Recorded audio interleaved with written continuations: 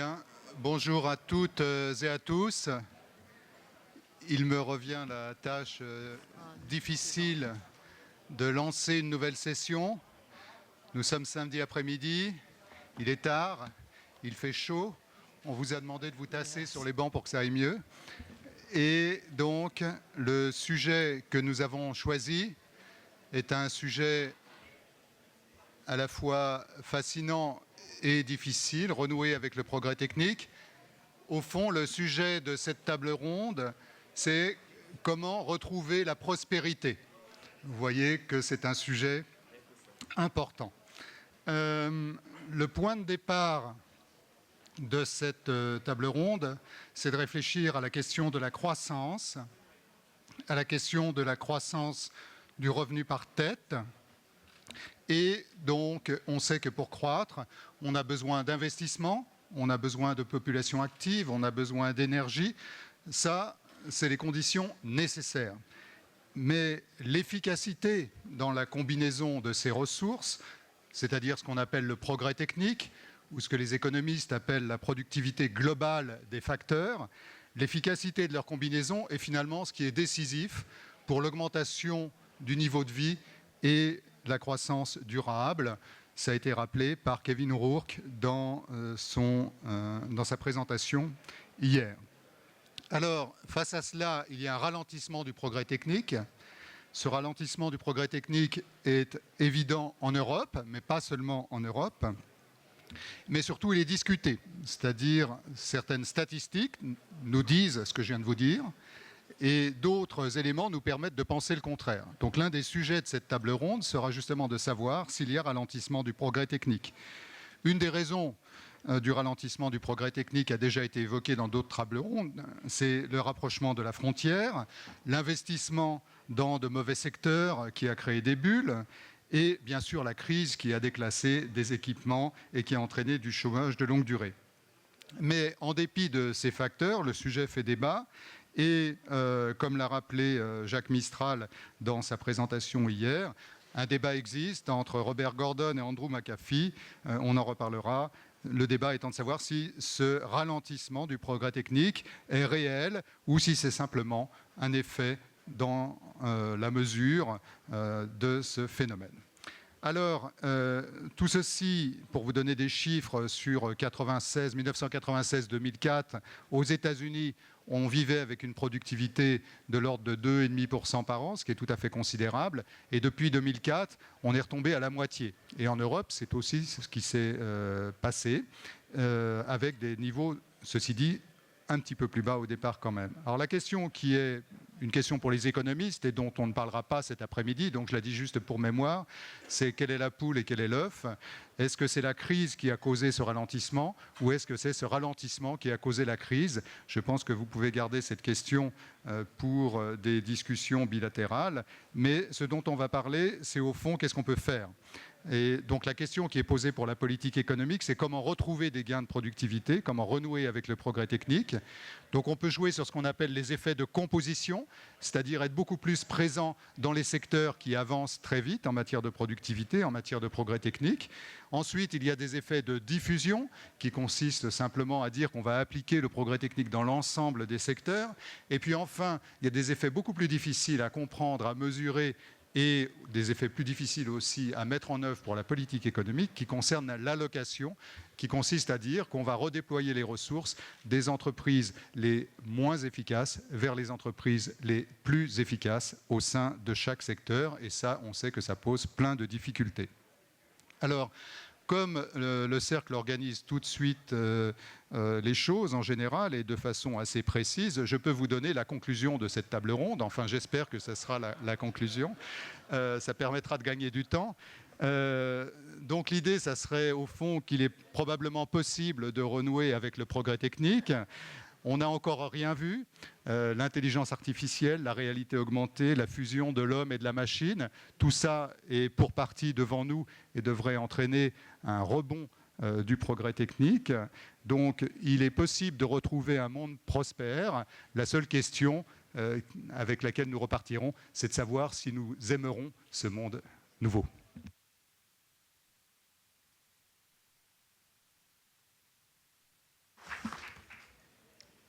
Merci Lionel. La tâche assez ardue me revient de vous présenter les membres de ce plateau. Jacques Attali, je ne sais pas comment le présenter, je pense qu'il va m'en vouloir parce que je vais faire bref, mais il a été Sherpa et conseiller spécial de François Mitterrand, il est essayiste, historien, économiste, chef d'orchestre intermittent, ancien président de la BERD et fondateur de l'ONG Planète Finance, qui apporte son soutien aux acteurs du microcrédit à travers la planète. Nous passerons ensuite la parole à Michel Derdevet. Michel Derdevet a passé beaucoup de temps dans la galaxie EDF. Il a aussi travaillé dans divers cabinets ministériels, notamment pour l'ancien ministre du Budget Martin Malvy, Christian Pierret, ministre de l'Industrie. Il est aujourd'hui membre du directoire de ERDF. ERDF, eh bien, c'est la société qui gère le réseau EDF. Nous parlerons, Nobuyori Kodaira nous parlera également de ce sujet. Alors, comment présenter M. Kodaira ? Il est diplômé de l'université de Tokyo. Il a passé beaucoup d'années dans la haute administration nippone et surtout, il a eu des fonctions très importantes au MITI. Le MITI, c'est un super ministère de l'industrie qui fait rêver notamment Arnaud Montebourg chez nous. Il connaît à fond la politique industrielle japonaise et est également très fluent dans le commerce extérieur de ce pays. Depuis 2008, il travaille pour Toyota Motor. Je ne sais pas s'il nous racontera comment faire rouler les voitures autrement, mais nous attendons avec impatience de l'entendre. Clara Guémard. Alors, Clara Guémard, tout le monde la connaît. On l'a vue sur le perron de l'Élysée à plusieurs reprises ces dernières semaines. Il faut dire que la France vendait un fleuron industriel, Alstom, à GE. Et Clara Guémard est présidente de General Electric France et internationale. Mais avant cela, c'était la super VRP de la France auprès des entreprises, enfin à l'étranger, puisqu'elle chapeautait l'AFI. Et l'AFI, c'est en fait cette agence qui sert à attirer des investisseurs étrangers en France. Monsieur Philippe Lazare est président d'Ingenico. Ingenico, ce sont les paiements sur Internet. Si vous avez un problème avec vos terminaux de paiement, vous lui posez la question, il va pouvoir vous aider. Ces jours-ci, il est quand même très occupé parce qu'il est en train de racheter un concurrent néerlandais, Global Collect, et il m'a promis qu'il n'irait pas s'installer à Amsterdam puisque Global Collect est une société néerlandaise.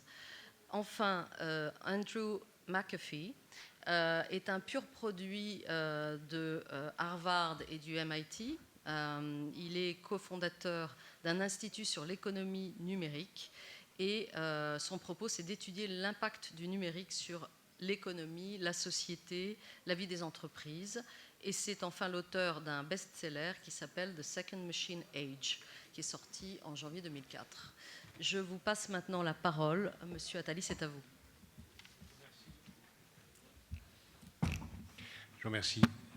Je vais commencer par une anecdote, une étude universitaire américaine très intéressante, dont je donne la référence à ceux qui la voudront, qui vient de paraître.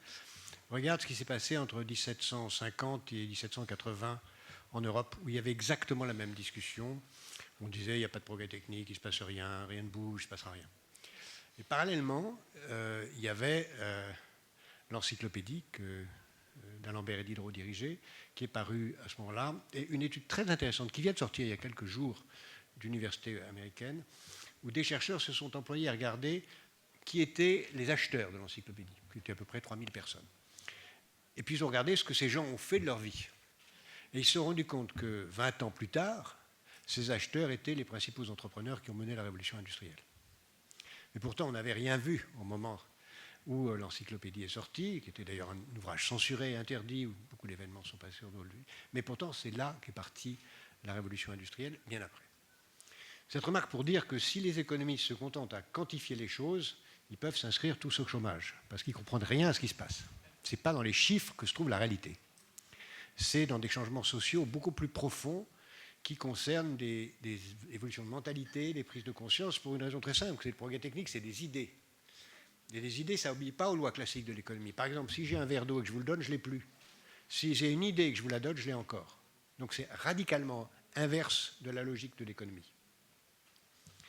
Et c'est là-dedans qu'il faut entrer pour essayer de comprendre. Bien sûr, le progrès technique, au sens étroit, c'est trouver des moyens de faire la même chose avec moins d'efforts, moins de travail, moins d'énergie. Alors là, on le voit, c'est l'économie classique, faire la même chose avec moins d'efforts. Et au fond, quand on regarde les 3 vagues principales de progrès technique depuis celle dont je viens de parler, ces 3 vagues ont consisté à faire avec moins d'efforts le transport, le chemin de fer, l'automobile, etc., les biens d'équipement ménager, et ensuite tout ce qui a été le processus industriel de la science de l'information. Pour faire court, on pourrait dire que le transport, ça correspond aux activités qui sont essentielles pour l'homme. Les biens d'équipement ménager, ça correspond à la famille, ou disons à la femme, pour faire court, telle qu'elle était en tout cas restreinte dans son rôle antérieur. Telle qu'elle était restreinte dans son rôle antérieur. Et la nouvelle vague qui est en train d'arriver concerne les enfants, qui sont en train d'être progressivement libérés par les technologies de l'information. Donc on voit que le progrès technique, historiquement, a libéré les hommes, est en train de libérer les femmes en leur permettant d'être, si elles le souhaitent, des hommes comme les autres, et libère progressivement les enfants en leur permettant d'avoir accès aux technologies de l'information, tout en continuant progressivement à avancer. Qu'est-ce qui vient devant nous ? Il vient devant nous beaucoup d'autres choses. Et je pense que dans 20 ans, ceux qui auront prétendu qu'il n'y a pas de progrès technique seront aussi ridicules que ceux qui le prétendaient vers 1750. Évidemment, il y a beaucoup de progrès technique. Il y a beaucoup de progrès technique dans au moins 3 directions. La première direction, c'est de faire les 3 mêmes métiers dont je viens de parler, c'est-à-dire l'ensemble des transports de toute nature, l'ensemble des biens d'équipement ménager de toute nature, l'ensemble de ce qui touche à l'enfance de toute nature, de la façon plus rapide encore qu'aujourd'hui. C'est donc tout ce qui touche aux technologies de l'information au sens classique, les économies d'énergie, la productivité traditionnelle. Mais en même temps, est en train de surgir 4 vagues de progrès techniques qui vont forcément amener à servir d'autres choses. Alors, une fois qu'on a dit qu'on a servi les femmes, les hommes et les enfants, on a l'impression qu'il ne reste pas grand-chose, vous allez voir. En fait, il y a au moins 4 vagues de progrès techniques qui sont devant nous. L'une, c'est celle des technologies de l'information, dont on a dit qu'elle est là, mais elle est loin d'être terminée. La loi de Moore est encore là pour au moins 20 ans, au moins. Et on n'a rien vu. Le web sémantique n'est pas encore là. Le RFID commence à peine, l'Internet des objets commence à peine. Le cloud computing commence à peine.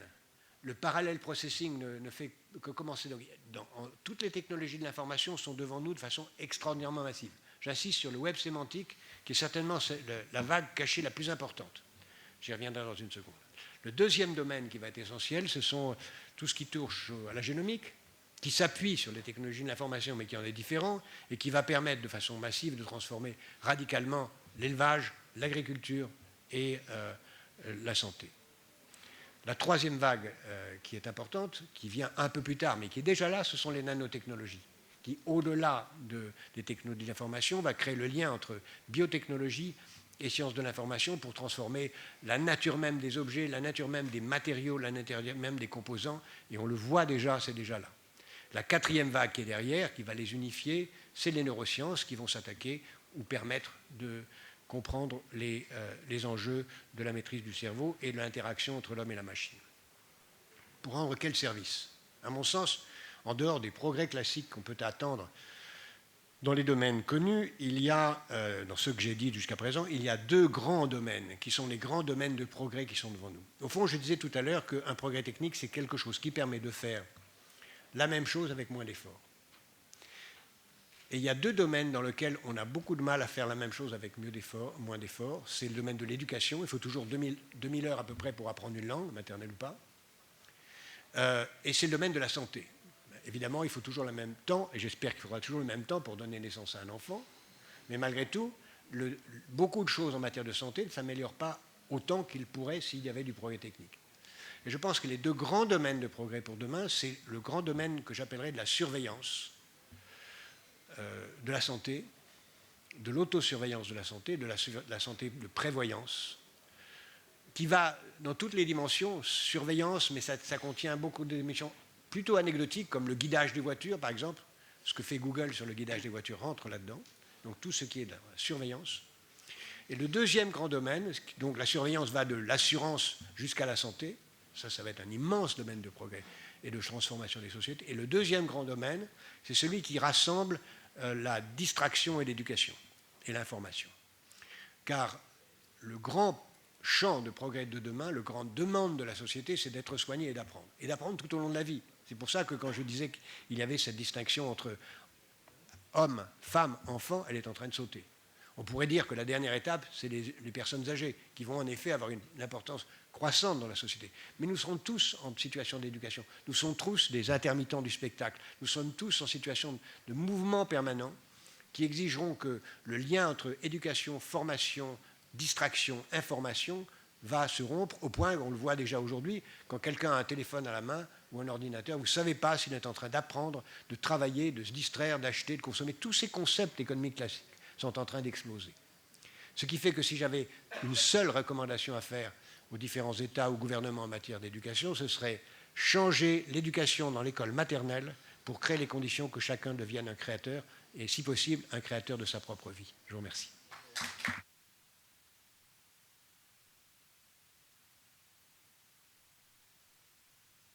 Je passe maintenant la parole à Michel Derdevet.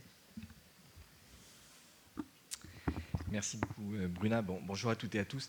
J'avais envie d'introduire cette table ronde avec la notion de réchauffement climatique, mais vu l'ambiance à cette salle, je suis un petit peu troublé, je n'oserais pas jouer sur cette facilité. Simplement, je voudrais, pour illustrer les propos de Lionel Fontanier et de Jacques Attali, prendre un secteur qui est un secteur en profonde transformation, c'est le secteur de l'énergie. L'énergie, souvent, on le pense, et beaucoup d'entre vous, à travers une problématique qui est celui de l'offre. En gros, est-on pour le nucléaire, pour les renouvelables? Et dans un pays comme la France, c'est un débat quasiment dogmatique, théologique. Un point central est oublié, c'est le problème des réseaux, des infrastructures, qui vont être profondément challengés, qui vont avoir à innover, à se transformer, par rapport à des lames de fond qu'on voit arriver.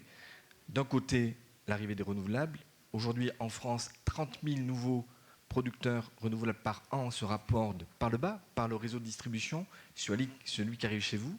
Ça n'est plus qu'un réseau de distribution au sens descendant, c'est un réseau de collecte d'énergie renouvelable dispersé dans l'espace, fort diffuse. Les sites de production vont être de plus en plus dans les décennies à venir dans des endroits éloignés des villes. Il faudra bien des infrastructures pour amener cette énergie dans les villes. Donc on voit bien que la thématique des villes durables, elle passe aussi par les réseaux. Et deuxième élément de changement profond, c'est, côté de la demande, le fait que le client, le consommateur, vous et moi, on va interférer, on va interagir avec le réseau. Et donc, on n'est pas dans un débat énergétique uniquement scandé sur des choix de fond, si ce n'est pour dire que ces choix de fond devront, dans un beau pays comme la France, sans doute articuler à la fois du renouvelable et à la fois du nucléaire, parce qu'au plan mondial, si on veut lutter contre le réchauffement, il y a besoin d'avoir des énergies décarbonées. Et donc, le faux débat à la française sur l'un ou l'autre doit être un petit peu sublimé. Sur la problématique des réseaux, tout à l'heure, Lionel évoquait le déclin, ce sentiment parfois que le progrès technique n'est pas au rendez-vous. Il n'est peut-être pas au rendez-vous en termes de saut, de rupture, au sens où dans l'électricité, aujourd'hui, ce que tout le monde attend, c'est de grandes avancées sur le stockage. Ça, ce sera le pas majeur qui arrivera peut-être un jour ou l'autre. Mais par contre, les évolutions, elles se font petit pas par petit pas. Et je voudrais vous donner simplement un exemple. Aujourd'hui, tous les ans, il y a 1000 MW de plus, l'équivalent d'une centrale nucléaire qui est raccordée au réseau venant d'énergies renouvelables diffuses réparties dans le territoire. Aujourd'hui, il y a l'équivalent de 13 centrales nucléaires raccordées en puissance au grand système électrique français. Et aujourd'hui, les flux d'électricité entre les pays européens, vous ne pouvez les comprendre que si vous intégrez justement ces grands mouvements. Tout ça, ça a été fait depuis 10 ans à travers une adaptation technique, technologique, intelligente de la part des gestionnaires de réseau. Ce n'est pas arrivé comme ça. Il a fallu, sur un certain nombre de fondamentaux, savoir petit pas par petit pas s'adapter, intégrer des évolutions. Tout à l'heure, on évoquait la question des technologies de l'information et de la communication. C'est déjà le cas. 100 000 automates installés sur le réseau, ça veut dire qu'on a déjà passé ce cap, qui sera encore plus dimensionnant demain, côté client-consommateur, quand on aura un comptage intelligent réparti en 2021 dans chacun des foyers, mais côté production, le pas est franchi. Alors quels sont les challenges en termes technologiques? Ils sont d'abord pousser encore plus loin l'intégration des technologies de l'information et de la communication. Pour mémoire, les TIC en Europe, c'est quand même 25% de la croissance. Donc ça veut dire que c'est un formidable moteur de développement au niveau européen. Ça sera aussi, ça a été abordé dans d'autres tables rondes de Aix depuis hier, l'intégration des Key Enabling Technologies. Ça veut dire quoi? Ça veut dire qu'on a toute une série d'autres technologies, les nanotechnologies, la microélectronique, la photonique, les matériaux avancés, dont on voit, Jacques Attali l'évoquait il y a quelques minutes, qu'il va falloir, elles vont, challenger le métier classique d'électricien. Elles vont nous obliger à nous poser des questions sur les frontières, les interférences entre ces technologies et notre job traditionnel. Et donc, il va y avoir des phases d'expérimentation. Ce beau, il est très beau, mais il faudra qu'on tâtonne. Il va y avoir des incertitudes. On ne pourra pas raconter à l'opinion des éléments basés sur des certitudes à horizon de 50-10 ans. On aura des avancées, on aura des reculs aussi. Et c'est comme ça que le système va petit à petit se moderniser. Une question a été abordée aussi dans les questionnements sur les questions de gouvernance. Alors, comment on doit envisager la gouvernance de cette technologie de demain, de cet effort de R&D? Sans doute, maintenant, le poids de l'État. On est dans un pays où l'État représente une valeur sûre. L'État représente aujourd'hui à peu près 40% du soutien à la R&D. Donc, il faut garder cette dimension-là.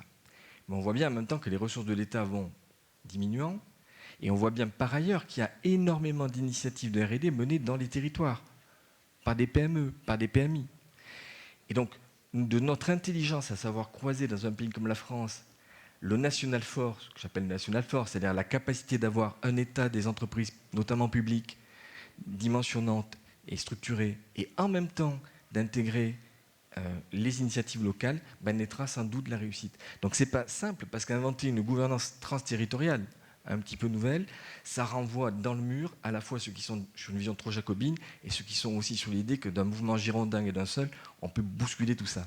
C'est plus compliqué, soyons un peu imaginatifs. Dernier point que je voudrais souligner, si j'ai encore quelques minutes, c'est bien entendu quand on parle de territoire d'innovation, comment ne pas penser à l'Europe? Alors, l'Europe aujourd'hui, il est de bon ton de critiquer la politique européenne de l'énergie ou alors son absence. Et pourtant, dans ces domaines de R&D, comment ne pas envisager que la solution pour un pays comme la France, elle ne peut pas ne pas être européenne? La maille critique, elle est au minimum la taille européenne, si ce n'est, Clara Guémard en parlera peut-être tout à l'heure, la taille mondiale. Aujourd'hui, quand on regarde les programmes de R&D européens, ils sont malheureusement pauvres en général et très pauvres sur ces sujets énergétiques. On a renouvelé le Parlement européen il y a quelques semaines, une nouvelle commission s'installe. C'est un des dossiers majeurs. Le président de la République ou Jacques Delors ont appelé de leur vœu une communauté européenne de l'énergie à plusieurs occasions. Je considère que le dossier de la R&D doit être mis en haut de la pile de ces sujets européens. Et le repli souverain ou la démarche de dépôt de brevets à la maille nationale pour se protéger du voisin, on voit bien qu'elle est complètement archaïque. Le brevet européen nous attend, fin décembre 2015, début 2016. C'est à cette aune-là qu'on pourra challenger les Chinois, les Américains. Pour mémoire, Barack Obama, élu en octobre 2008, fait du problème de la normalisation sur les réseaux intelligents le premier dossier. Il réunit Michel, votre temps est écoulé. Stop, temps écoulé. Donc je termine sur Barack Obama. Merci.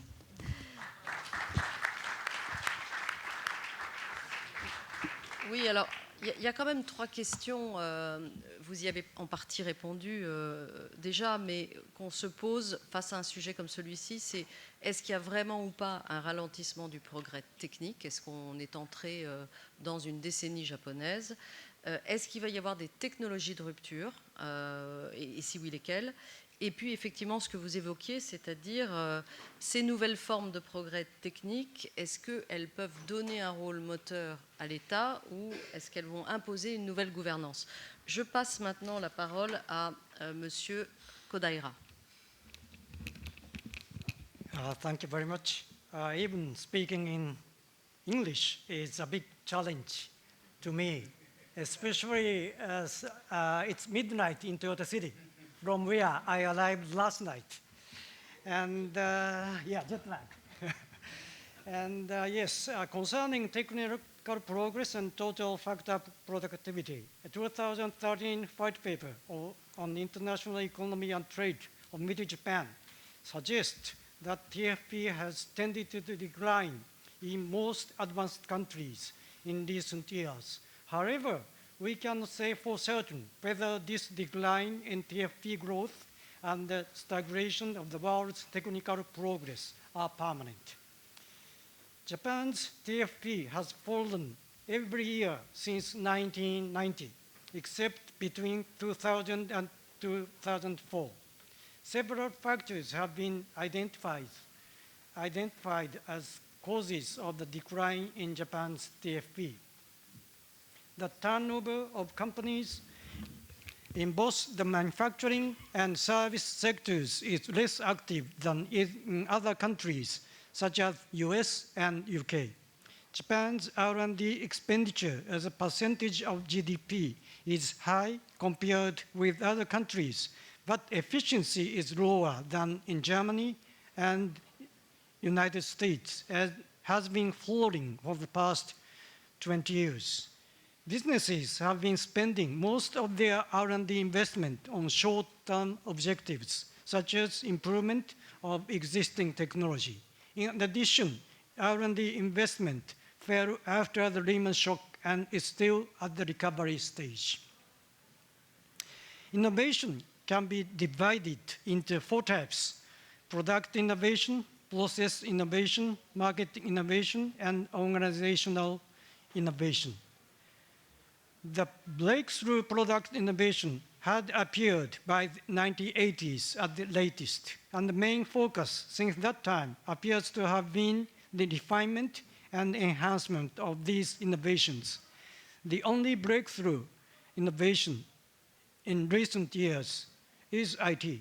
However, I believe that innovation has continued to move forward steadily in the other 3 areas.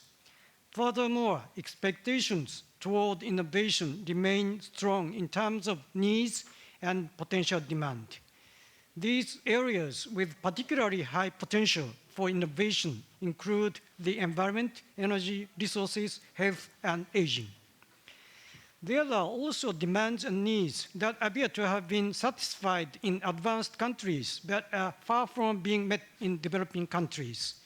Innovations could be achieved by drawing on our experience in advanced countries to create simple, cost-effective, and prompt solutions to meet these demands in developing countries. Speaking of auto industry, the auto industry is often described as a mature industry in a mature market. This may be true in the advanced countries, but in developing world, auto manufacturing is a high-growth industry with a continually expanding market. The availability and the improvement of efficient mobility are extremely important for economic and industrial developments and for the improvements of people's lives. At the same time, the auto industry faces a number of challenges. There are environmental issues, energy problems, safety improvements, and other issues. Innovation is more important than ever as we work to deal with these challenges. Speaking of disruptive technologies, technological progress on big data and 3D printing could have game-changing effects. They might drastically change industry and employment structure as well as business models, producing value-added and profits. Big data will contribute a lot to improving efficiencies and raising new businesses. But there is a possibility that the more a company accumulates data through a network, utilizes them, and expands the scope of business, the more competitive the company becomes, getting dominant position in the economy. Competitors would have to leave the market, or entries of potential competitors would become difficult. New framework of governance will be necessary, including competition policies. Also, systems to protect intellectual properties, privacy, and data security should be improved. Speaking of industrial policy as a whole, industrial policy can be quite effective in creating environments that facilitate innovation and industrial developments.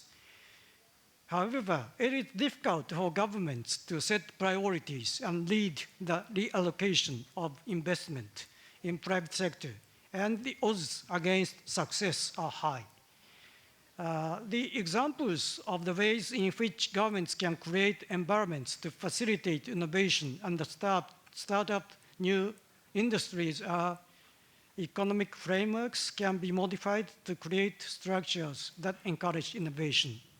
The regulation, taxation systems, and capital markets can be discouraged from focusing on short-term performance.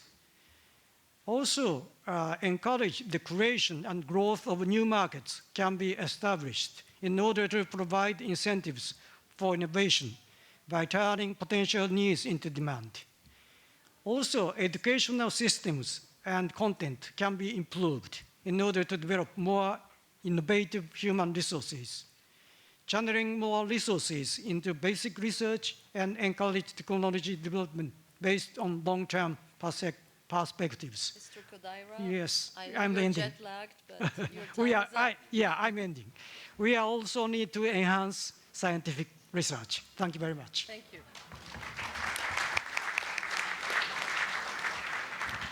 Clara Guémard, c'est à vous. Merci. Comme j'aime beaucoup l'idée de Jacques Attali du moindre effort ou du moins d'effort et qu'on est dans l'économie collaborative et dans l'économie de l'intelligence, je remercie ceux que j'ai fait travailler cet après-midi, c'est-à-dire Jean-Paul, Vincent, Nathalie, Jocelyne, pour pouvoir vous dire ce que je vais vous dire maintenant. Et puis, comme je suis un peu scolaire, j'ai essayé de répondre aux 3 questions. Et je vais essayer de répondre à la première sur l'idée du déclin. D'abord, on est dans un moment, et paraît-il, c'est Warren Buffett qui le dit, où il y a les 3 I. Alors, il y a le temps des innovateurs, le temps des imitateurs et ensuite le temps des imbéciles. Et nous sommes très probablement dans le temps des imbéciles où on a cru qu'on pouvait monter jusqu'au ciel.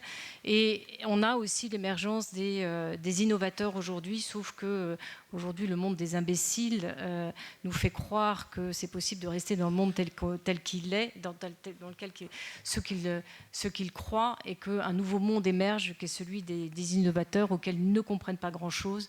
Donc ils essayent de nous faire croire que la ligne Maginot est la bonne ligne de conduite. La deuxième chose, c'est que l'idée d'un déclin, qui est une idée qui a été développée par Larry Summers, avec les chiffres qui ont été donnés tout à l'heure, se trompe sur un point qui est celui de la mesure. Parce qu'aujourd'hui, avec le même PIB, on a beaucoup plus de choses. Il y a beaucoup de choses qui sont gratuites et qui étaient payantes. Quand j'avais 20 ans, si je voulais apprendre, il fallait que j'achète des livres. Maintenant, je n'ai plus besoin d'acheter des livres. Les jeunes ont accès à la connaissance, à la culture, à la possibilité de faire des films, etc., de façon gratuite. Donc, le retard est une idée en retard. Et qu'aujourd'hui, l'innovation va beaucoup plus vite que les mesures de cette innovation et de ce progrès. La troisième chose, c'est que c'est ABBA qui avait raison, le chanteur ABBA avait raison, c'est que le progrès technologique, bien sûr, c'est la question de la vitesse, bien sûr la question de la globalisation, mais c'est the winner takes it all, c'est vrai en amour et c'est vrai aussi en progrès technologique, c'est la bataille entre l'iPhone et Samsung, c'est la bataille entre MySpace et Facebook. On est aujourd'hui dans ce monde qui fait que celui qui gagne, comme le coût de l'innovation est un coût fixe, gagne tout. Sur la rupture technologique, je ne vais pas répéter ce qu'a dit excellemment mon voisin Jacques Attali et M. Kodaira sur les technologies de rupture, mais je voudrais dire 3 choses qui expliquent les ruptures. D'abord, c'est le lieu. Dans quel endroit se passe la technologie, et ce n'est pas mon ami McAfee qui va me contredire. Le lieu, c'est le lieu qui est e-friendly, c'est le pays ou les endroits qui savent permettre à l'entrepreneuriat de se créer, de se développer. Et puisque nous sommes en France, je voudrais faire la pub pour Olivier Ryan qui a créé un produit qui s'appelle Tracer Technologies. Ça se passe en France et il a inventé un code barre qui permet de contrôler la chaîne du froid. Donc pour ceux qui sont les chefs d'entreprise qui sont intéressés, aider les entrepreneurs. La deuxième chose, c'est la rareté. On est dans une économie où la croissance va se faire par la rareté. Aussi paradoxal que ça puisse paraître, c'est l'économie circulaire, c'est l'économie collaborative, c'est le choix de faire les choses, non pas avec moins de réformes, mais avec moins. Le moins est aujourd'hui le mieux. Et c'est toute l'économie et toute l'innovation, la reverse innovation qui nous vient des pays émergents, parce qu'avec peu de choses, eh bien, on invente des choses qui sont beaucoup plus performantes.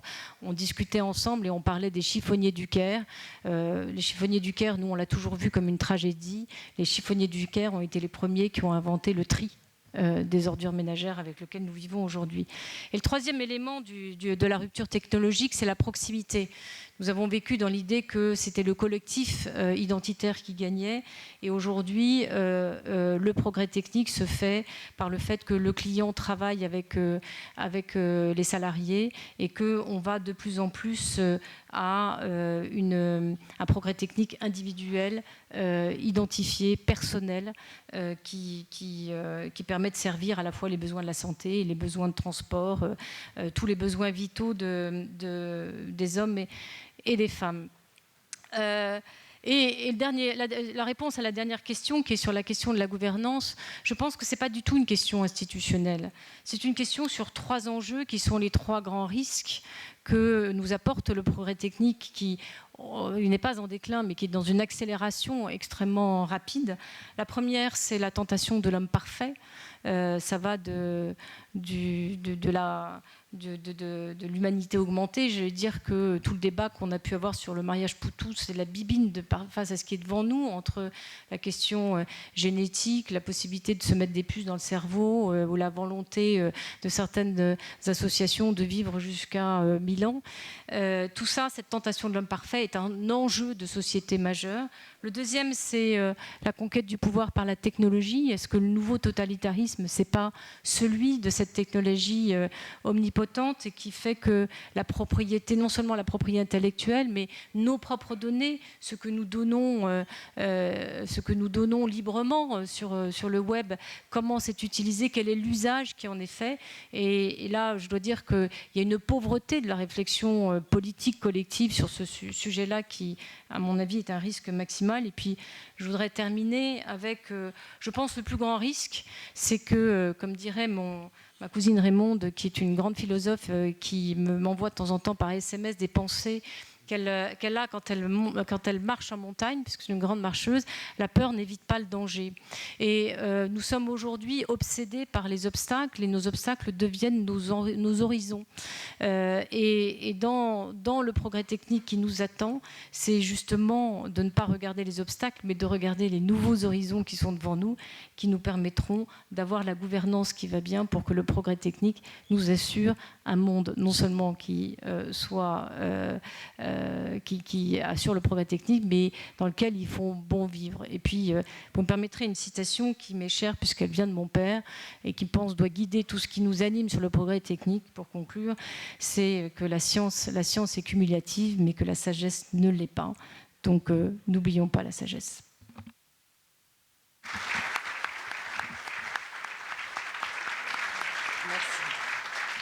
Merci Claire Guémard. Philippe Lazare, c'est à vous. Oui, merci. Alors, évidemment, quand on est en 4e intervenant, beaucoup de choses ont été dites. C'est le hasard du tirage au sort, en quelque sorte. Je vais juste m'intéresser à un sujet qui a été évidemment évoqué par M. Attali, sachant que mon affirmation, l'affirmation de notre entreprise, c'est que oui, il y a du progrès technique, il y en aura de plus en plus, et qu'il n'y a aucun doute que si on sait mettre en ordre les différentes briques d'un certain nombre de sujets, on a des boulevards s'ouvrent à nous. Alors, je voudrais vous dire quelques mots sur un sujet qui rejoint les sujets de notre vie quotidienne, d'une part, et de notre vie quotidienne dans notre entreprise, qui est le sujet de l'Internet des objets. Les briques technologiques nécessaires à l'apparition d'une révolution dans la vie quotidienne sont toutes existantes. Elles sont toutes absolument là. Et pour qu'elles se matérialisent en un progrès visible, de ce point de vue-là, encore une fois, M. Attali a clairement dit que les choses étaient devant nous et pas du tout derrière, il va y avoir 3 conditions à réunir, ou au moins 3 sujets de réflexion. Alors, je vais les énoncer, ensuite je vais essayer de les clarifier. Le premier, c'est le sujet de la convergence. Le deuxième, c'est le sujet de l'identification. Et le troisième, c'est le sujet du traitement des données. Alors, la convergence, dans les objets connectés, ça va être la façon dont vous amènerez dans un objet. Alors évidemment, le plus spontané, c'est le smartphone, mais vous pouvez imaginer que ce soit dans votre voiture, par exemple, à la fois des informations et à la fois les solutions pour pouvoir les utiliser. Donc, la capture de l'information de base et son utilisation dans un objet ou dans une destination commerciale, par exemple, toutes les technologies nécessaires sont déjà existantes. Il faut maintenant que l'écosystème s'organise pour pouvoir les y amener. Le deuxième, c'est le sujet de l'identification, parce qu'on comprend bien que plus vous serez géolocalisé, plus vous serez identifié, plus on vous adressera des publicités qui sont supposées être pour vous et rien que pour vous, plus la nécessité d'être identifié fortement sera quelque chose de très dimensionnant. Les technologies autour de l'identification, de l'authentification, c'est-à-dire la réponse à la question « suis-je bien celui que je prétends être ?», sont également des technologies qui existent. Elles sont partout autour de vous. Elles sont dans évidemment, le basique saisie du code, c'est déjà une façon de s'identifier. Mais demain, et d'ailleurs dès aujourd'hui, vous pouvez vous identifier à travers des données de nature biométrique. On avait développé à un moment, il y a quelques années de cela, un système d'identification qui permettait l'allocation de microcrédits en Inde. C'était basé sur des technologies de lecture de l'empreinte digitale. Donc, le sujet de la convergence, les solutions techniques sont là. Le sujet de l'identification, les solutions techniques sont là. Et le traitement des données, qui est le troisième point, c'est-à-dire qu'est-ce qu'on fait de toutes ces données qu'on a rassemblées, comment est-ce qu'on les sécurise, comment on les embarque dans des objets et avec quelle destination doit-on leur donner, et le troisième thème. Donc, à l'évidence, il n'y a pas de ralentissement du progrès technique. Il y a plutôt aujourd'hui, me semble-t-il, dans un pays comme le nôtre, une fragmentation des solutions qui nécessite des gens qui vont être capables de les agréger, de les assembler et de leur donner un sens. Alors, peut-être ça nous renvoie à une deuxième partie de la question qui était posée, qui était le rôle de l'État. Alors, le rôle de l'État, ça doit être un rôle structurant, ça doit être à l'évidence un rôle d'allocataire d'actifs ou d'allocataire d'aide, ou en tout cas, à tout le moins, je veux dire, d'une autorité capable de distinguer quelles sont les technologies de demain. Moi, ce qui me semble assez frappant aujourd'hui, c'est que quand on regarde ce qu'a été l'histoire des grands géants de l'Internet aujourd'hui, c'est une histoire, au début, incertaine, chaotiques, qui ont nécessité des dizaines de milliards d'investissements. Quand je dis des dizaines de milliards, ce sont bien des dizaines de milliards d'investissements. Amazon a dû commencer à distribuer des dividendes à ses actionnaires il y a quelques années, alors que pour les 10 premières années, ils ont consommé un capital de façon absolument massive. Et nous n'avons pas, en Europe peu et en France pas du tout, on n'a aucun moyen de financer réellement, autrement que par la dette, de financer réellement la croissance de ces sociétés qui ne sont pas jaillies de nulle part. Et en même temps qu'Amazon a probablement d'autres idées, ni bonnes, ni moins bonnes, ni meilleures, ont disparu, simplement disparu. Pourquoi celles-là ont fonctionné? Parce qu'elles étaient simples, elles avaient une technologie et elles avaient des investisseurs de long terme. Aujourd'hui, j'espère qu'il n'y a pas ni de banquiers d'affaires, ni de fonds d'investissement dans la salle. Je ne crois pas qu'il y ait en France un fonds d'investissement qui puisse mobiliser plus de 500 millions en equity, ou peut-être en capital. Je ne parle pas de la dette, je parle juste du capital. Le moindre fonds aux États-Unis va agir sur 10 milliards, 15 milliards, 20 milliards de dollars, et ensuite les allouer dans la durée. Donc le sujet du financement est devenu un sujet absolument clé. C'est-à-dire que toutes les briques technologiques, toutes les start-up qui existent dans ce pays, en Europe, sont parfaitement capables d'amener des solutions innovantes, sauf qu'aujourd'hui, on a fait le choix, qui est probablement un choix qui conjoncturellement peut avoir un sens, le choix d'allouer les aides plutôt dans des domaines qui sont les domaines de l'emploi peu qualifié et finalement non soumis à concurrence, plutôt que de les allouer à des secteurs de progrès qui, eux, sont dans l'univers de la concurrence et de la concurrence internationale.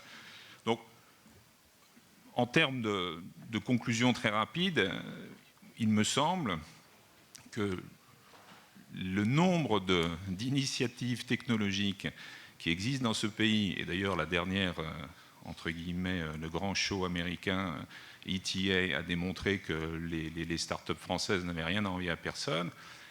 Toutes ces solutions existent. La question, c'est comment est-ce qu'on les assemble, comment est-ce qu'on leur permet de croître et comment est-ce qu'on permet l'émergence de géants. C'est un mauvais procès à faire aux États-Unis que de leur reprocher d'avoir créé Amazon. Le seul reproche qu'on peut s'adresser à nous, c'est pourquoi est-ce qu'on n'a pas les moyens d'être capable de financer durablement, parce que durablement, ça veut dire pendant 5 ans, 6 ans, 7 ans, 8 ans, 10 ans, d'insister jusqu'à ce que ces modèles soient des modèles efficients. Voilà ce que je pouvais vous dire. Merci. Merci.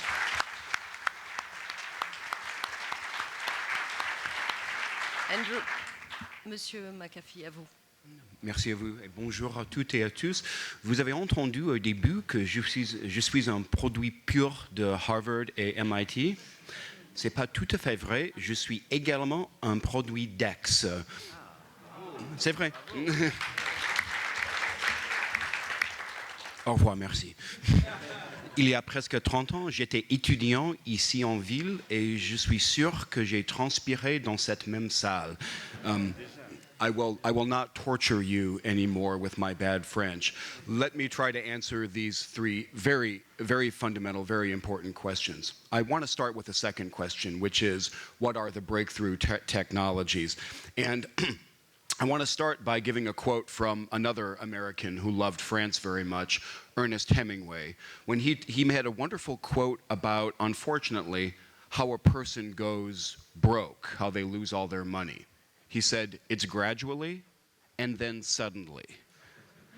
And that's where we are with technological progress these days. I have been enjoying gradual progress for many years.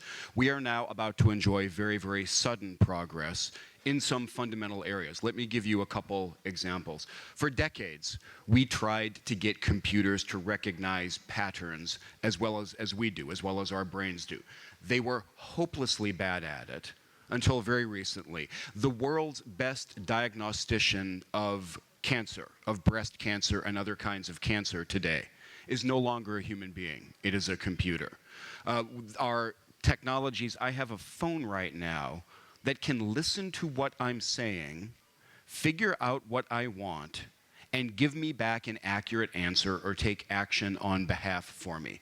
This is a science fiction technology. It's not perfect right now, but it's only going to get better. For decades, we tried to get computers to understand our language and be able to interact with us. And they were terribly bad at it. They were a joke for many, many years. Now, when I see a French word that I don't understand, I speak it into my phone, and it gives me a good English translation. If that's not enough, how many of us use Skype, the free messaging?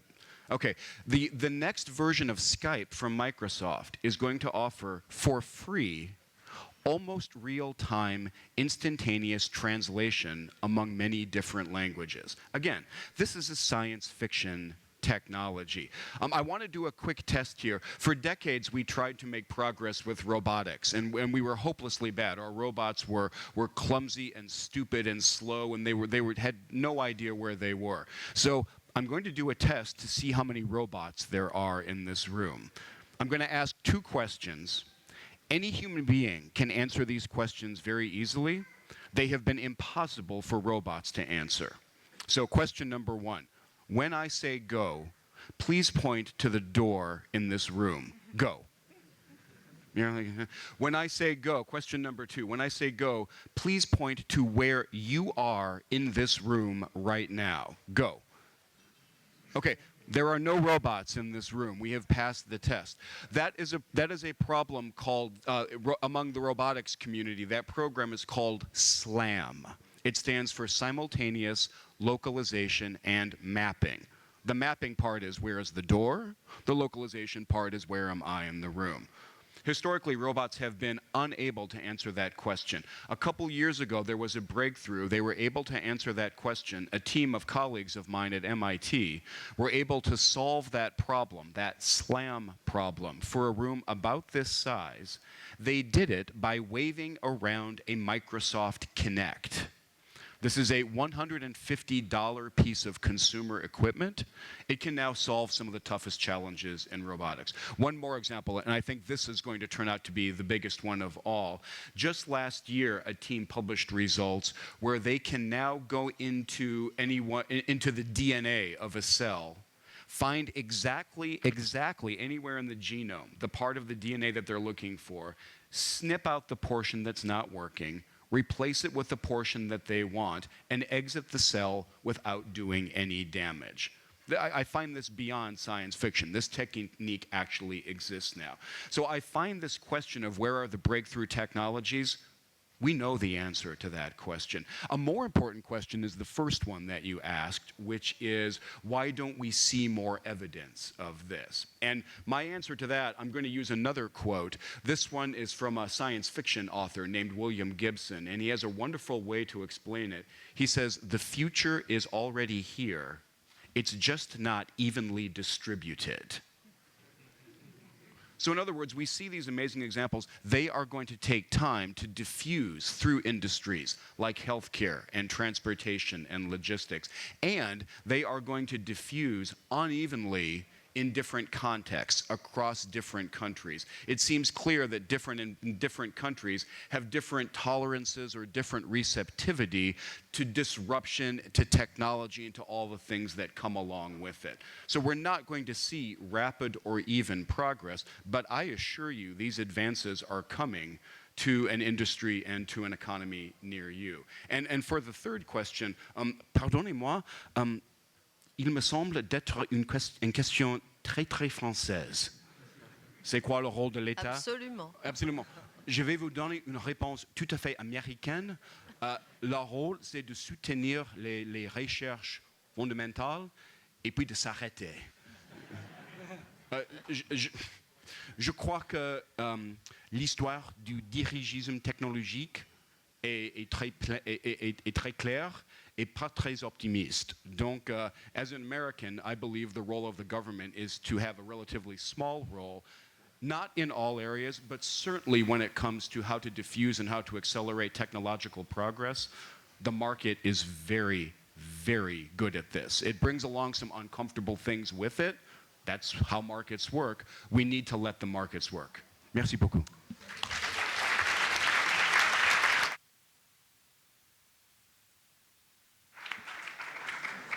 Avant de vous laisser prendre à votre tour la parole et poser des questions, j'aimerais demander à Gabriele Ranieri, qui est étudiant à l'École nationale supérieure de Cachan, de poser la première question.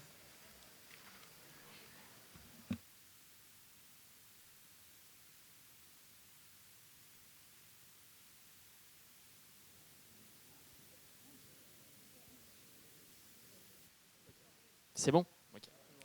Vous avez parlé à un moment de recherche, et il est vrai que la recherche privée est financée essentiellement par des multinationales et des groupes industriels.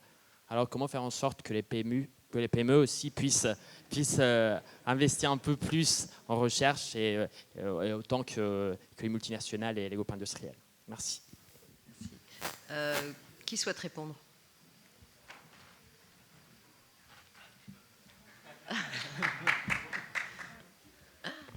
Moi, je veux bien répondre à cette question parce que je pense qu'elle est fondamentale et je pense qu'on se trompe quand on dit qu'il y a une différence entre les PME et les grands groupes.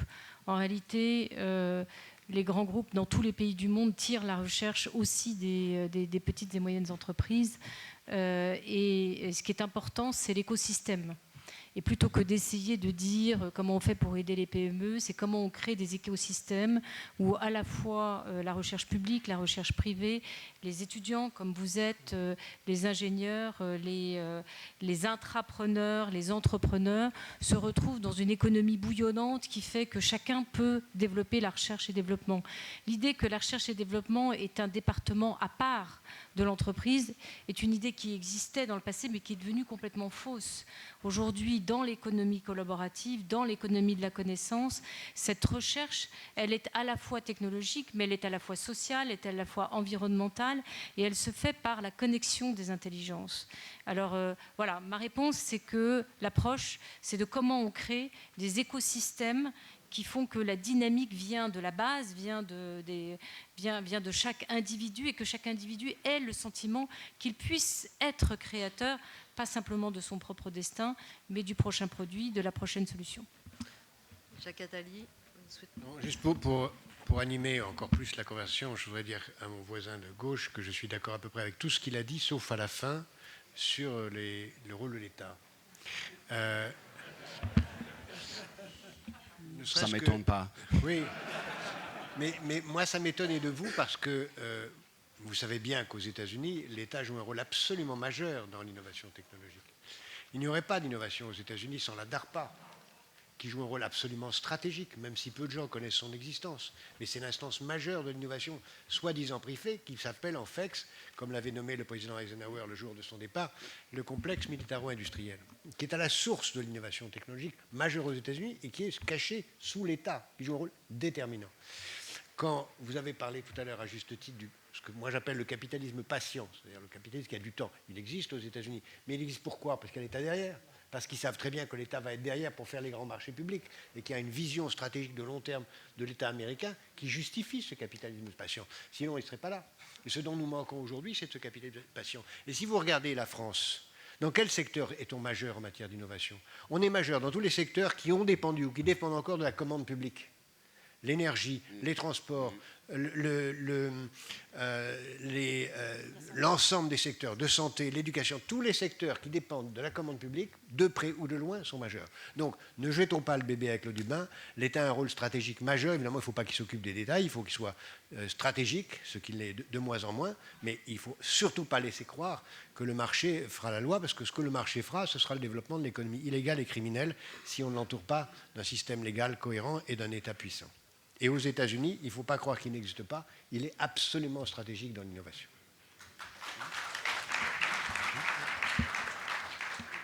D'autres questions dans la salle? I feel like I should respond, Okay. right? All right. I am largely in agreement with my colleague Adwat. He mentions DARPA, which has been fundamentally important with American innovation. DARPA supports, comme j'ai dit, DARPA supports basic research in fundamental technologies. I am absolutely certain and clear that is an appropriate and necessary role for the state. What I don't like is picking champions and picking winners and what used to be called industrial policy. I think we have an excellent track record of that not working very well at all. But let me respond to the question that came from the student, because I think it's a fundamentally important question. It's a mystery why some countries have such a fertile, I'll use your term, ecosystem for fundamentally innovative work, and especially for work that comes out of very, very small companies that become very, very big companies. And I'm sorry this is going to sound immodest, and I apologize for that. The United States has an unequaled track record at that. We are still the best in the world at it. It's a bit of a mystery why that is. And the best answer I heard to that question came from Mark Andreessen, who is an extraordinary inventor and venture capitalist. And he says, as far as he can tell, there are 4 essential ingredients for a national environment that's conducive to these kinds of serious breakthrough innovations that come from small companies and grow up to be great, big, large companies. He says they are great research universities, a good property rights, good rule of law, a cultural tolerance for failure, especially among young people, and large pools of capital, patient, risk-tolerant capital. So luckily we have all 4 of those in the United States. I hope they're not slipping. When I think about Europe and France, I think you have the first 2 of those in a fantastic way. I am less sure about the second 2.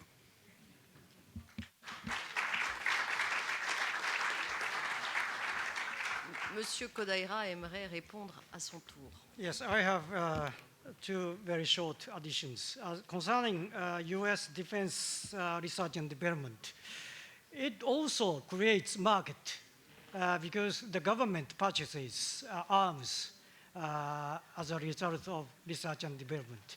And also National Institute of Health is a very good driver of biotechnology. And also ecosystem in US is very good concerning research and development leading to the businesses. Technical progress or technological progress is different from starting new businesses. We have many technological progresses in Japan, but could not made into real business. D'autres questions? Micro. Allez-y. Il faut appuyer, je pense. Bonjour. Voilà. Donc, moi, j'aimerais vous interpeller sur quelque chose qui n'a pas été évoqué, qui me semble quand même fondamental. Vous l'avez tous fait remarquer, à l'heure actuelle, on peut faire à peu près tout ce qu'on veut. Du monde, on peut le changer, on peut le faire et le défaire. Mais justement, du coup, se pose à nous le choix de qu'est-ce qu'on veut en faire. Et en fait, ce choix, c'est la question de l'éthique. Et donc, ma question, c'est comment pensez-vous mettre en œuvre des moyens pour choisir un petit peu quel avenir, ou quels avenirs au pluriel, seraient souhaitables et lesquels ne seraient pas souhaitables. Par exemple, c'est vrai qu'on a arrêté les essais nucléaires, on a régulé la recherche bactériologique, on a fait un comité éthique sur les biotechnologies, donc pour la suite. Souhaite répondre? Michel? Non, mais je veux bien parler de votre question qui est fort pertinente en reprenant le propos de mon voisin Philippe Lézard sur les problèmes des données. Demain, on voit bien qu'on va avoir à gérer une masse de données fort conséquente par rapport à aujourd'hui, une multiplication par 10, par 20. Qu'est-ce qu'on fait de ces données? Alors, il y a le modèle peut-être libéral, c'est pas infamant en plan économique de parler de libéralisme, mais qui est le modèle marchand, dans lequel ces données deviennent quelque chose qui a une valeur. Plusieurs grandes entreprises internationales peuvent rentrer dans cette compétition, s'approprier ces données, et puis vous allez, à travers les foisonnements que Philippe évoquait, contribuer, vous, à alimenter ces grandes entreprises privées. Et puis il y a le modèle français, qui n'a pas peut-être que des inconvénients, mais qui est le modèle où on se posera, nous, la question de savoir si ces données peuvent être traitées de manière globale pour alimenter les politiques publiques. Par exemple, la transition énergétique. À partir du moment où on est rentré dans une ère de l'efficacité, de la maîtrise de la demande, la question de savoir comment on va traiter peut-être collectivement, en respectant les droits des citoyens, en ayant une approche fléchée sur telle ou telle incitation qu'on va vouloir donner, c'est une question qui renvoie au débat que tout à l'heure vous aviez, Jacques Attali et vous-même. Et donc, on est sur des cas concrets sur lesquels il ne faut pas diaboliser. Il n'y a pas un modèle meilleur que l'autre. Simplement, il y a des éléments peut-être de culture. Et on voit bien que dans le mariage énergie numérique, par exemple, cette problématique de la culture française, avec tout ce qu'elle a de positif, au plan économique, on est dans un pays où il y a une notion de péréquation des tarifs d'acheminement d'électricité.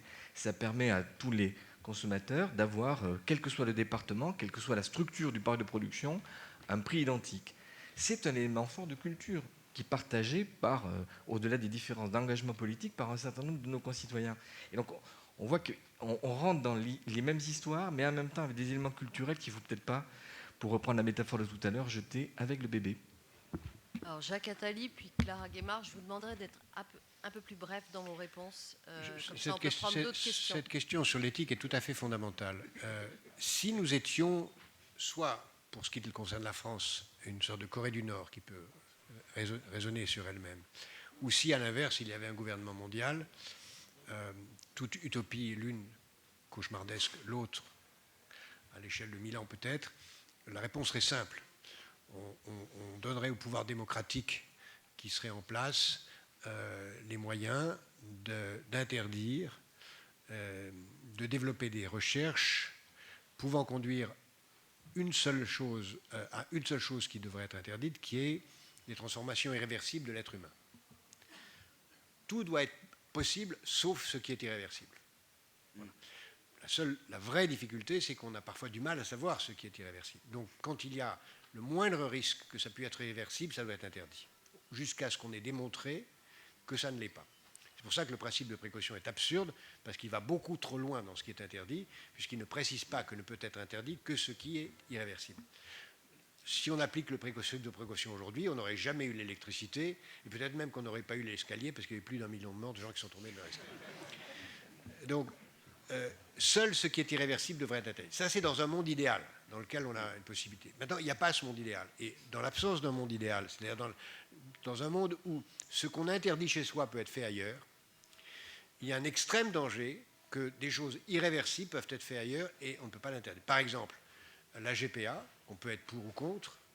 Il est évident que ça sera légal, parce que la Cour européenne de justice vient de déclarer que même si c'est interdit dans notre pays, un enfant né de GPA dans un autre pays doit être reconnu dans ce pays comme ayant une citoyenneté. Donc il y a des choses qui vont s'imposer, qu'on le veuille ou non, parce qu'elles peuvent être faites ailleurs. D'où l'importance majeure de la construction européenne, de la décision d'ailleurs de la Cour européenne de justice des droits de l'homme, qui n'est pas la même Europe, une Europe plus vaste. Parce que si l'Europe est capable de s'unir, de définir des règles éthiques fortes, elle pourra peser face aux règles éthiques américaines qui sont, à mon sens, infiniment trop individualistes, égoïstes, optimistes sur la nature humaine, sans doute parce que les États-Unis ont...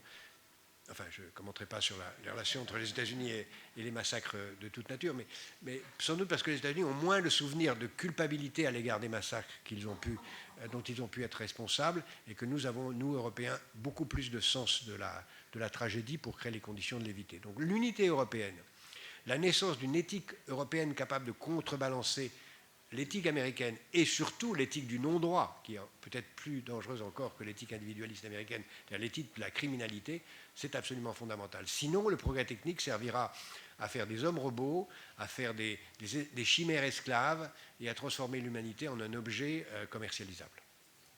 Clara Guémard. Je précise qu'il nous reste plus que 4 minutes. Oui, donc je vais être extrêmement courte. Je voudrais juste faire une remarque qui est que nous vivons dans une société où on a au contraire le sentiment qu'on ne peut plus rien faire, et quand on voit la jeunesse dit qu'au contraire on peut tout faire. Donc je vous remercie d'avoir posé la question dans ce sens-là. Et la deuxième remarque que je voudrais faire, c'est que les valeurs sur lesquelles nous, notre génération, se sont construites ne sont plus les mêmes que les vôtres. Et c'est sans doute ça qui fait que le monde qui émerge, nous ne le comprenons pas, donc nous pensons que nous sommes dans le déclin, alors que c'est exactement le contraire. Je voudrais juste donner un exemple qui est celui de la croissance. Pour nous, la croissance, elle est forcément numérique. Pour vous, la croissance, c'est l'idée d'une croissance équitable ou une croissance qui a du sens. Et pour revenir à ce que Jacques Attali au début sur le fait que le progrès technique, c'était de pouvoir faire la même chose avec moins d'efforts, je ne pense pas du tout que ce soit votre vision des choses, mais que pour vous, le progrès technique, c'est de faire quelque chose qui a du sens, même si ça demande plus d'efforts. Qui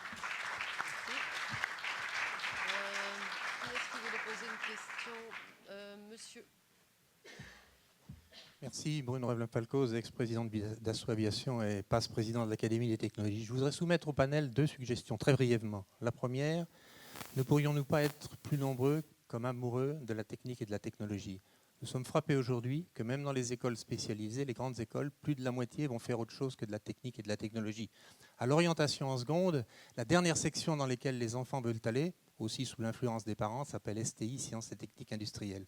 Premier commentaire, comment améliorer le nombre des amoureux de la technique. Deuxième point, très brièvement.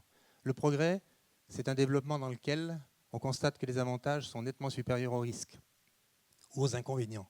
Or, nous n'avons pratiquement pas de culture de l'analyse du risque. Il suffit qu'un risque apparaisse pour qu'on s'arrête. Est-ce que tous savent qu'un médicament, ça guérit dans 60% des cas, dans 20% des cas, ça n'apporte rien, dans 20% des cas, il y a des effets secondaires. Comment apprendre, comment inculturer mieux nos populations pour mieux appréhender ce risque qui est une condition du progrès futur. Merci.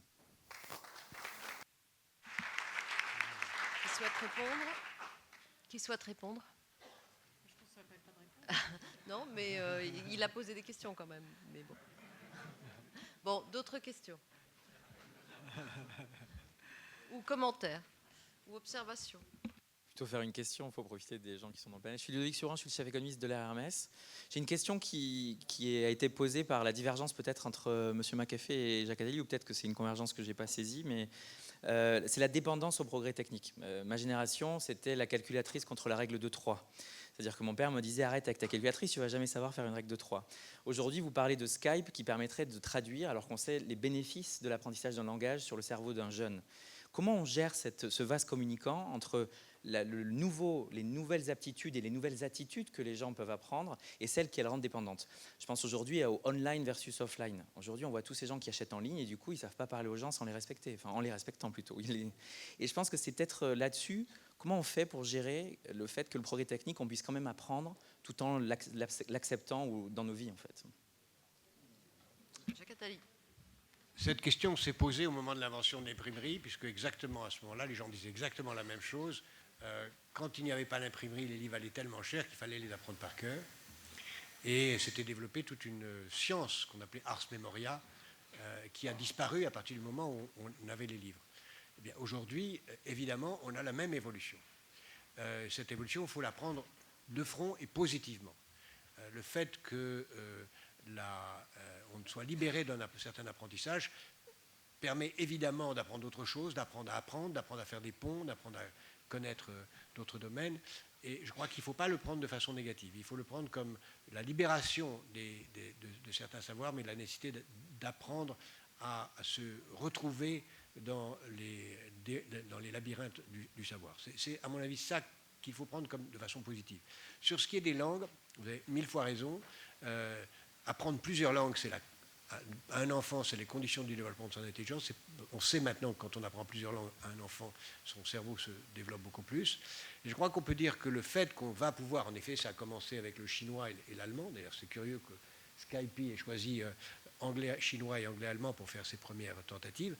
Ça ne veut pas dire qu'on ne parlera pas les autres langues. Ça veut dire que bien des cultures qui avaient vocation à disparaître vont rester vivantes, parce que les gens qui les parlent vont pouvoir continuer à être entendus. Ça veut dire qu'on pourra avoir connaissance d'autres cultures. Et puis il y aura 1000 métiers qui vont se développer, ne serait-ce que les métiers de ceux qui vont devoir faire ces traductions. Et il y aura beaucoup plus de besoin de gens qui parleront les langues, ne serait-ce parce que tous ces métiers nouveaux vont apparaître autour du web sémantique qui sera à ce moment-là polylangue et extraordinairement positif. Il ne faut pas oublier que la technologie ne sert jamais la centralisation. Dans l'histoire humaine, la technologie a toujours servi la diversité et la décentralisation. Je crois que, je l'ai dit il y a très longtemps, je persiste à le penser, la technologie, en particulier Internet, c'est la mort de la domination de l'anglais sur notre planète. Et Skype en sera un exemple, peut-être contre ce que pensent ceux qui le lancent, mais c'est ça qui va se passer. Très vite, Clara Guémard. Oui, je voulais juste dire deux choses. La première, c'est que c'est un peu comme le Vélib. Le Vélib, ça n'a pas tué la bicyclette. Au contraire, les gens se mettent plus au vélo. Et c'est la même chose. Et la deuxième chose que je voulais dire, qui est extrêmement importante dans l'éducation, c'est que, et c'est vrai aux États-Unis, en France, partout, ce qu'il faut qu'on apprenne aujourd'hui à la jeunesse, c'est la capacité de jugement. Okay. Alors, Andrew McAfee, et puis une dernière question. Et puis nous clôturons la session. One of my colleagues has a wonderful way to phrase the choices, and we face very serious choices these days with our actions, with our policies. One of my colleagues has a beautiful way to phrase it. He said, we can choose to protect the future from the past, or we can choose to protect the past from the future. I know which one I'm going for. Je suis optimiste. L'avenir, it's a better place. Our choices are very, very clear.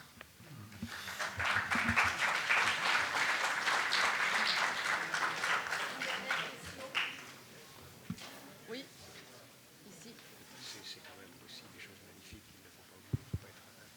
Donc il y a eu beaucoup de mentions sur le progrès technologique, et en particulier deux technologies qui ont été souvent mentionnées, le big data et l'Internet des objets. Il y a une troisième révolution technologique qui est en train de se produire avec les crypto-monnaies. Et il n'y a eu absolument aucune mention de cette technologie, alors que potentiellement la révolution est aussi grande qu'Internet. Il y a 1000 révolutions dont on n'a pas parlé. 1000.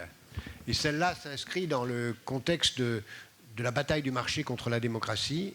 et dans lequel progressivement le marché va créer des monnaies contre les monnaies qui pour l'instant sont des prérogatives, les ultimes prérogatives des États dont l'euro est le dernier avatar. Donc on peut espérer qu'il triomphe.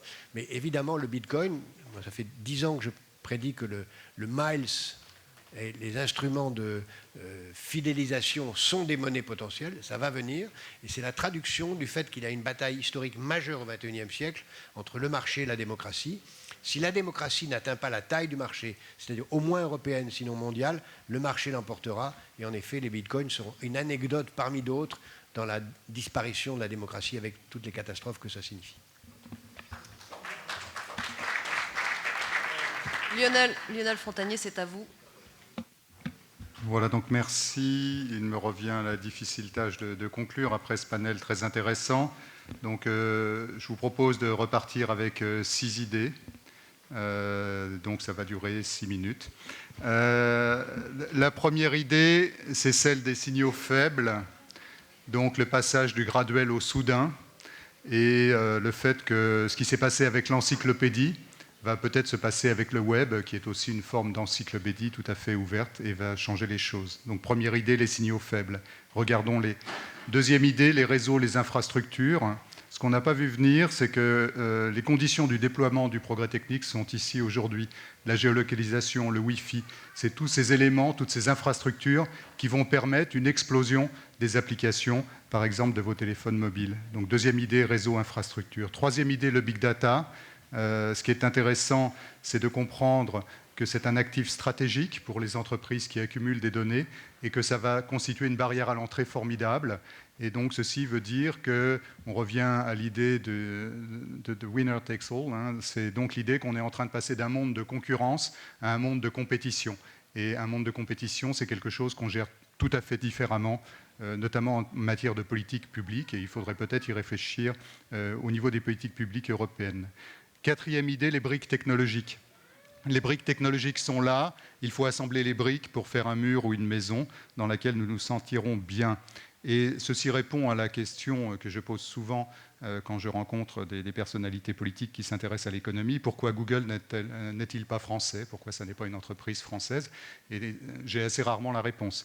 Et donc là, la réponse qui nous est donnée, c'est la réponse en matière de financement. Peut-être que Google n'est pas français parce qu'on n'a pas trouvé 10 ou 20 ou je ne sais pas milliards pour appuyer les entreprises qui s'intéressaient à ce genre de sujet. Sinon, les mathématiciens français sont les meilleurs du monde, à part peut-être les Russes. Et donc Google, qui est finalement un algorithme au départ, aurait dû être français. Et donc ça revient au rôle de l'État. Et vraiment, cette question des briques, c'est le rôle de l'État. Et on a eu ce débat où d'un côté on a Andy McAfee qui nous dit « We need to let the markets work » et les Français qui pensent qu'il y a aussi des échecs de marché. Donc les deux idées ne sont pas antinomiques et ce qui est intéressant, c'est de construire une idée du rôle de l'État. On a dit que c'était l'État stratège à partir de cela.